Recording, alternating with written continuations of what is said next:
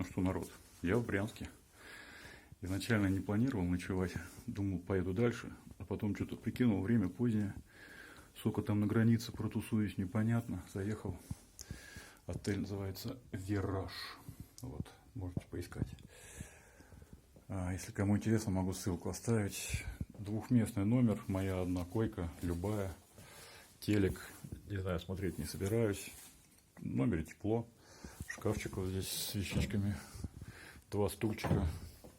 Ну, тут ничего нет, тут куртка висит и полочка, там какие-то вещи поставить.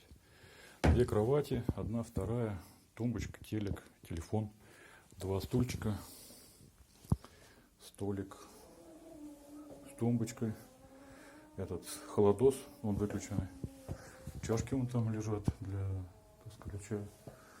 Тут этот возмущает что-то, душевая, душ, туалет, все чистенько, шампунчики все лежат. Все это стоит 693 рубля, кажется. Вот этот номер. Я завтра часов в 7 планирую уже уехать.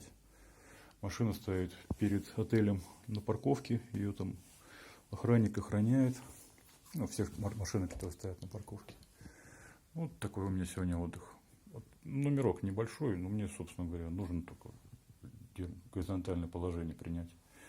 Все. Так что, кому надо, можете тоже пользоваться. А я завтра с утра встаю, часиков 7 и поеду еще 200 километров мне до границы. А потом уже еще достаточно много километров до Одессы. Все, что увижу, покажу, расскажу. Ну что, я отлично выспался. Соседа ко мне не подселили до утра. Я так один проспал. Как смог, заправил кровать свою. В принципе, ну, будет горничная, перестилать ее. Собрался уже, вот он стою, нарядный такой. Отличный номер за небольшие деньги. Достаточно 700 рублей. Вот. Так что, если кому надо, Брянск, Супонево, отель «Вираж». Рекомендую. А я поехал дальше. Впереди меня ждет граница. И где-то почти 12 часов езды общие сегодня у меня на сегодняшний день до Черноморска, там, где находится паромная переправа. Все, пошел я. В этом же здании находится еще охотничий магазин. Видите, какой здесь приветствую соседство. Охотничий рай называется магазин, который уже работает. Так, ну что, все, я доделал. Своим дела с гостиницей вышел, завелся, прогрелся. Поехал дальше, буквально рядышком заправочка здесь, заправился. 95-м первая, так сказать, заправка у меня в пути на 1547 рублей. Вот, я поехал дальше. Всем счастливого пути. На этом стенде написано, не знаю, видно вам, нет. Я тут еще и позавтракать.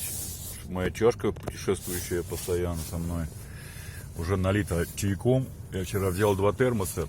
Один подостыл уже. Ой, правда, не открывал, но я знаю, что он остывает раньше. А другой ничего, дал мне теплой воды, классной. То, что я с чаем. Сейчас по дороге буду что-нибудь клевать и поеду. Навигатор при интернете настроил его. Выбрал, куда мне ехать. Все, теперь еду. Всем доброго пути, хорошего дня. Поехали со мной. Раннее утро в Брянске меня приветствует. Машин еще мало, дороги хорошие. За окном плюс 3 градуса. В принципе, достаточно комфортная температура. В номере очень тепло было. Я не то что там не замерз, а там у них не толстенькие одеялки. Я вполне комфортно спал всю ночь. Вот. Я погнал дальше. Тут навигатор показывает, современные навигаторы, ой, я вас наклоняю вместе с рулем, хороши. Настраиваешь, куда тебе надо, находясь дома с интернетом, и он тебя ведет. У меня, кстати, скачаны офлайн карты Украины. тех областей, которые я буду проезжать, я посмотрел как сказать, в Google картах, по-моему, или в Яндекс.Картах. И у меня, если что, то будет сопровождение такое. Как раньше наши родители ездили по картам бумажным, было достаточно сложно им обходиться. Ладно, тут где-то камера висит, может сейчас еще сфотографирую, что я телефоном пользуюсь. Выключаюсь. Вчера я проехал 371 километр, сейчас сбросил, обнулил после заправки. У меня еще, по идее, до следующей заправки 400 километров примерно. А общий пробег у меня сегодня 1000 километров, показывает навигатор. Раннее утро. Хотя ранее, 8:21, уже так пора, уже надо бодриться. Народ немножко бодрится, вот едет на работу. Но, сегодня воскресенье, видимо, поэтому не очень много машин. Не успел достать камеру, здесь монумент воинам,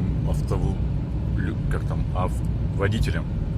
Огромная такая раскрытая территория. Куча машин стоит припаркованных. Вот. Стоят полуторки, 4 штуки. 2 по одной стороне, 2 по другой стороне. Получилось здесь сразу поворот, и после него вот это место такое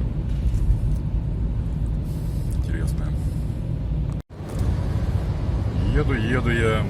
Бескрайние российские поля во все стороны. И в эту сторону. И в эту сторону. Тут очень много лесов еще. Очень много еще было стрелочек. Там типа мемориальный комплекс такой-то, мемориальный комплекс, там партизанская тропа. Потом вот это достаточно большое сооружение, памятник водителям во время войны и так далее. А вчера я ехал, у меня было полное ощущение, что я все время поднимаюсь в гору. Всю дорогу едешь, и все время дорога чуть в гору поднимается. Сегодня наоборот, как будто я все время под гору еду. Короче, Брянск где-то на горе находится. Ой, время сейчас почти 9 утра, 8:52. Я так чуть-чуть перехватил, позавтракал. Еду. Машин мало. В принципе, особо никаких ни встречных, ни поперечных не встречается. Дорожных знаков, правда, как всегда, в достатке. Обгон запрещен и так далее. Дорожники вот катаются что-то. На улице похолодало, даже стало 2 градуса тепла, было 3 градуса. Хотя, по сути, оно не чувствуется. В принципе, я вчера что в Москве ходил, что здесь плюс-минус одинаковая погода. Там плюс 3, что ли, или плюс 2 было, а здесь было плюс 5. Сегодня даже попрохладнело чуть-чуть. Пока что вот такие красоты меня окружают. Новые красоты появятся, буду снимать. Ух, начался туман. Ничего не видно. Ну, в принципе, небольшое расстояние есть, так сказать, до встречных. Вот видите, там где-то стенд появился. Так что потихонечку еду. Я в нормах правил. Обгонять в таких вот условиях туманных некомфортно. А, в общем-то, ехать более-менее. Камаричи вот здесь написано. Потом будет короткий выезд из Брянской области в Курскую и поворот уже на украинскую границу, российско-украинскую границу. Вот я кого-то догоняю, ладно, выключаюсь, надо обгонять потихонечку. Монумент какой на горе, смотрите, тут и солдат какой-то с гранатой, и самолет, и батюшка, и танк, круто. В тумане выплыло. На самом деле туман немножко спал, уже нормально все видно стало. Какая-то речка, такая достаточно широкая, болотистая, с островочками. Это Севский район. по-моему, еще Брянской области. Меня навигатор еще ведет до поворота 25 километров. Где-то в том районе начнется Курская область. Пока что едем по Брянской. Так, ну что, еще одна заправка опять уже в Брянской области. Так интересно, дорога шла. Сперва шла Брянская область, потом выехал в Курскую, потом опять заехал в Брянскую. И заправился еще раз на 648 рублей. Это уже у себя перед самой границей. Знак показывает, был сейчас 3 километра до границы. В общем, мне направо, здесь вот несколько заправок есть. Я вот сейчас ехал, в голове ломал, есть ли тут заправки перед границей. Есть. Вот я заехал на Лукойл, за мной вон там дальше Роснефть есть. Возможно, тут еще там есть. Так что все правильно думают компании нефтяные. Перед границей российской надо ставить обязательно заправочки. Потому что российский бензин достаточно дешево стоит. Все, я поехал, впереди границы. Не знаю, сколько это продлится по времени. Я поехал. Прошел я российскую таможню, еду теперь к пограничникам украинским. В 10:13 я заехал, сейчас 10:55 я выехал с российского КПП. Вот. Украинский вот он уже виден. Сейчас точное время по окончании посчитаю, сколько я тут пробыл. Итак, время 11:48. Я проехал обе таможни. И российскую, и украинскую. Все, я уже заехал в Украину. До Киева мне знак стоял 338 километров. До места значительно больше. Там километров 800, наверное, общий километраж мне остался проехать еще. Время 11:49. Будем считать, часов 10 мне ехать. Ну вот часам к 10 вечера я буду на месте. Так что так. Вытаскивали в обоих случаях, и на российской, и на украинской таможне, практически все. Ну, просили вытащить из машины. Вот. На российской такая лавочка есть железная, на нее все складывал. На украинской таможне бокс есть специальный, но в боксе не было места. Сейчас я на себя переверну. Хотя хотите, вот посмотрите на украинские пейзажи. Достаточно туманно, как и в России тоже было. Вот. А на украинской территории был этот бокс занят, где можно было выложить все на лавочку. И поэтому я выкладывал просто на там, такой плиткой выложенной, назовем это бордюр, наверное.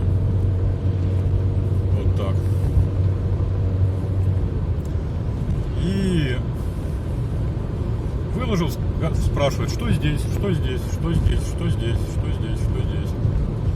В общем, с каждой сумки спрашивали, что лежит. Я почти везде знал, где лежит. Часть вещей собирал Оля без меня. Я так по ходу открывал, рассказывал, что попадалось. На пищевые продукты вообще никак не реагировали. Никак. Не то, что у меня лежало много соевой пасты, вообще никак не среагировали. Ни да, ни нет, ни почему. А рядом стояла машина, из-за чего бокс был занят. У них оказалось с собой несколько сотовых телефонов.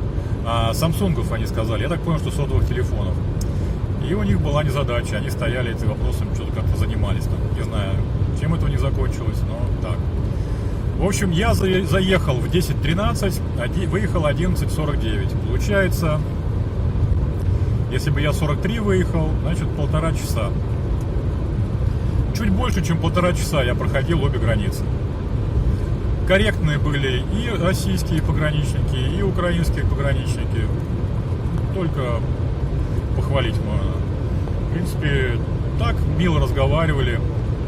И российские, и украинские тоже. Ну, украинские более разговорчивые, чем российские пограничники.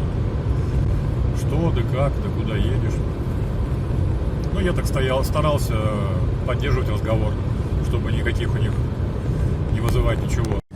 По поводу прохождения границы машин немного. Машины украинские номера, российские, молдавские. Грузовики разных стран стоят с разными там этими надписями на кузовах. Вот. Грузовиков значительно больше, чем легковых машин. Я поинтересовался, говорю, а что, машин мало? Он говорит, ну, в принципе, говорит, в простые дни побольше. Я ехал ранним утром в воскресенье. Машин мало, я был всегда первый, но меня просили полностью вынести всю машину на асфальт. Поэтому был такой плюс, но был и такой минус. Так что я 2 раза выкладывал полностью все из машины. Я сейчас посмотрел, мне осталось ехать 810 километров, 10,5 часов. Так что часов в 10 вечера я заеду в Одессу. Как-то так. Ну, едем, как говорится, дальше, с Богом. В города заезжать в крупные я не буду. Вроде бы трасса проложена мимо Киева в том числе. Можно, конечно, как-то проехать через Киев. Я посмотрю, сколько там я буду по времени в Киеве. И сколько мне еще останется ехать. Потому что если я в Киеве задержусь, то значит мне до Одессы не в 10 часов вечера приехать придется, а там в 12, в час ночи. А у меня до 12, по-моему, заселение. Как-то так. Так что я заезжать вряд ли куда-то буду. Буду ехать просто по прямой. Вот. Ну, с Богом. Дороги, в принципе, неплохие. Вот сейчас еду, грех жаловаться. Пейзажи практически не поменялись. Единственное, что поля здесь черные вокруг. Вот здесь поле скошенное, стерня стоит. А там я ехал в Брянской и в Курской области, полей было немного, видно мне. И какие попадались, они были все засеяны озимыми. То есть зеленая травка стоит, и на следующий год, сейчас снегом накроется, на следующий год как они рванут, как вырастут. В общем, как-то так. Посадочки здесь такие более резкие, более, как это правильно сказать, воробушки, более редкие посадки, потому что у нас сажают там посадка ого-го, а здесь вот в одно дерево стоит посадка вдоль дороги или кусты. Вот такая вот история. Ладно, буду какие знакомые названия встречать, буду хоть это самое, вывески знакомые снимать вам, чтобы вы понимали, где я проезжаю. Ну и чтоб сам потом. Мы сами очень любим смотреть такие видео, когда время проходит, как мы ехали там, как мы ехали сям. Например, наше болгарское путешествие много раз смотрели, как наше какие грузинское путешествие, особенно там, где горы. Горы вообще мы в восхищении. Вот. Ладно, едем. Тоже телефоном. Я не пользуюсь, с одной стороны, не звоню по нему, но с другой стороны держу в руках. Хотя это не телефон, это камера, в нем даже сим-карты нет. Ни одной. Ладно, едем дальше. Дальше будет видно, хотя вот туман. Еду по Украине, проезжал сейчас поворот на Конотоп. Не знаю, мне кажется, он где-то будет в стороне, я его проезжать. Рядом близко проезжать не буду. Налево мне надо было повернуть и попасть в Конотоп. Название знакомое, где-то я слышал его. Кто помнит, тоже напомните. Вот. Туман вот достаточно часто бывает. Кстати, вот в камеру машину видно вам. Ну, в общем, как сказать, более-менее туман такой. То посильнее, то послабее. У меня туманки стоят спереди и сзади. Я включаю их и еду в тумане, так сказать. Ну, при небольшой скорости вроде бы проблем не составляет. Дорога вот разная, вот такие бывают места. Ну, это напоминает как раз вот М6 на Тамбов, когда едешь, вот там тоже таких очень много мест. То есть дорога вся отремонтирована, ну, такие вот латочки большим количеством встречаются. До Киева что-то мне знаки появляются, где здесь что-то порядка то ли 149 километров мне попадалось. Вот таких машин очень много попадается, их здесь собирают в Украине. И очень часто они, очень много. Потом очень много попадается с российскими номерами машин. Уже машин, наверное, 6 или 7 встретилось. Я проехал километров, наверное, 110. Нет, больше, где-то, наверное, 120 километров по Украине уже. Машины встречаются российские. Вот опять такая же машинка, как сейчас предыдущая поехала. Ну вот тоже реношки, иномарочки всякие падаются. грузовиков. Поля, про поля я сказал, поля здесь обрабатываются. В полях очень много техники. Уже несколько раз видел прям целые скопища тракторов, таких иностранного производства, хороших тракторов. У нас тоже такие сейчас в России, если кто-то работает, то такие покупают. Тир они, по-моему, называются, американские или чьи они производства, не знаю. Вот. И прям очень много их, прям в нескольких местах. А с правой стороны вот что-то неубранное стоит. Возможно, что это... Нет, это зерновые какие-то. Интересно, почему не убрано? Время уже 28 ноября, ребята. Надо убирать. А то вы тут мышек расплодите. Они тут... И с этой стороны тоже не убрано. Стоит еще зерно. Ну, в общем, так вот еду. Тут что-то продают. Пальчики. 2 километра. Кому надо в пальчики, заворачивать. Вот. Так, в принципе, дорога неплохая. Хоть она вот ремонтированная, периодически попадается, но неплохая все равно. Машины в основном такого... Я вот напоминаю сейчас, как будто я в Тамбовскую область приехал. Тоже машинки все не самые новые, все местного производства. Ну, там в Тамбове российского производства, а здесь украинского производства. Вот. И, как говорится, чистенько. Тоже кресты стоят, там ездят населенные пункты. У нас сейчас тоже такое в России принято делать. Какие-то красные номера навстречу проехали, я даже не знаю, что это за такая мода. Из какой страны. Вот такая вот история. Еще мне ехать и ехать. Мне еще 700 километров, говорит навигатор, ехать до Одессы. Так что хоть торопись, хоть не торопись, 700 километров проедешь. Заправочки. Цены... А, нет, не светятся цены здесь. Цены были на одной заправке. Я сколько не пытался как-то их для себя понять. Я так и не понял. То ли 2,65, то ли 26,50. Возможно, что я вообще что-то не то посмотрел. Потому что там был разный вид топлива. Как-то так. А я еду, кстати, хорошо так. Музыку врубаю на полную. Ой. Разные музычки и грустные, и веселые. Я накачался на флешку целую кучу и еду слушаю. Радио, кстати, надо попробовать включить какое-нибудь, может, ловится хорошее. В принципе, может быть, вполне такое интересное. Городских каких окраин я не проезжаю, периодически какие-то населенные пункты небольшие бывают. Приходится сбрасывать скорость там 50. Ну и, собственно говоря, все. Так вот. Каких-то чего-то красивого пока, к сожалению. Река была широкая. Единственное, что обычно пишут название реки перед мостом, а это почему-то не написали. Так что даже как называется, не знаю.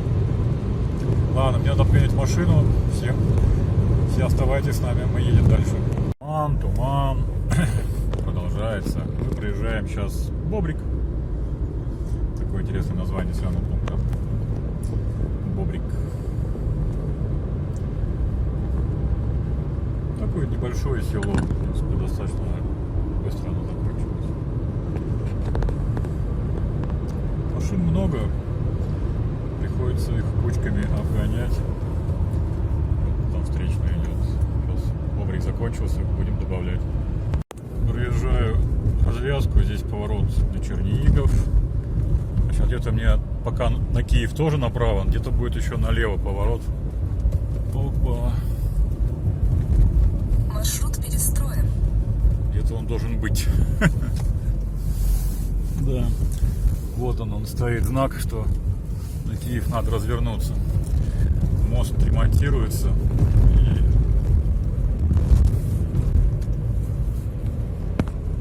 И как тут развернуться?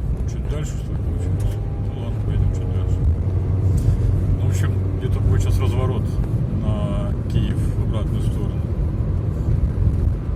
Здесь какие-то есть вот грязевые развороты, но мне кажется, это неправильный какой-то разворот. машины моргают с левым поворотником, вот и я сейчас тоже заморгаю.